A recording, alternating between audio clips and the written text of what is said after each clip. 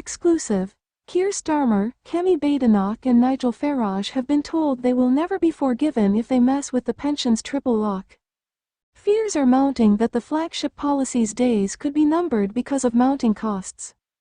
A string of politicians, think tanks and analysts have said the benefit, which links the annual state pension rise to the highest of average wage rises, inflation or 2.5%, is becoming unaffordable and must be changed or even scrapped. But campaigners have warned it must be protected despite the country's economic woes.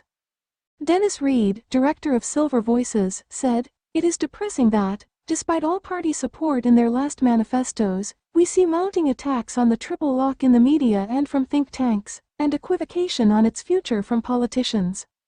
No major party leader has committed to the future of the lock beyond 2029. Labour's Work and Pensions Secretary Liz Kendall last week avoided committing to the lock beyond this Parliament as she resurrected the Pensions Commission. The new Labour-era Quango will look at how to tackle the issue of people failing to put enough money into their retirement savings." Ms. Kendall said that changes to the triple lock were not in scope for the Pension Commission's review, despite some Labour MPs privately saying it is no longer affordable. Labour previously committed to maintaining the triple lock for the entirety of this Parliament, despite the Office for Budget Responsibility estimating that it will be 3 times more expensive by the end of the decade than it was expected to be when it was introduced in 2011, costing £15.5 billion by 2030.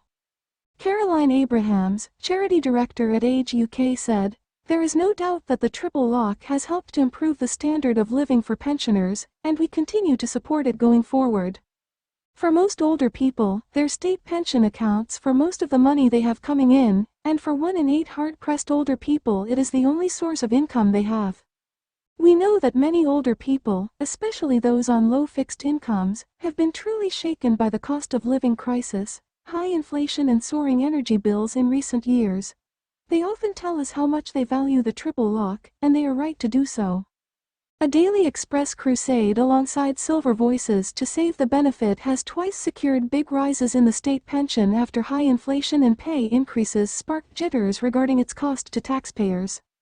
Nigel Farage, whose Reform UK party is leading in the polls, has previously refused to rule out scrapping the triple lock, telling reporters in May that it is not something we've addressed as yet, but adding that Reform would do so between now and the next election. Mrs. Badenoch also hasn't committed to the triple lock, a Tory policy from the coalition days with the Lib Dems, insisting her party's policy hasn't changed. Morgan Vine, Director of Policy and Influencing at Independent Age, said, "For older people living in financial insecurity now, the triple lock is vital in protecting the value of their often dangerously low income. We know that almost 2 million older people are living in poverty, and 1 million more are teetering on the edge.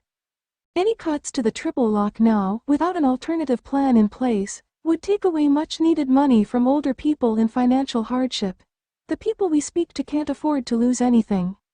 But retirement experts have said the triple lock may have to evolve." Hargreaves Lansdowne head of retirement Helen Morrissey said, "Over the longer term we may well see the triple lock evolve. One option could be for it to move towards being a double lock instead." Callum Cooper, head of pensions policy innovation at Hymans Robertson, said, "We estimate it should be replaced in the 2030s. It's a question of when, not if."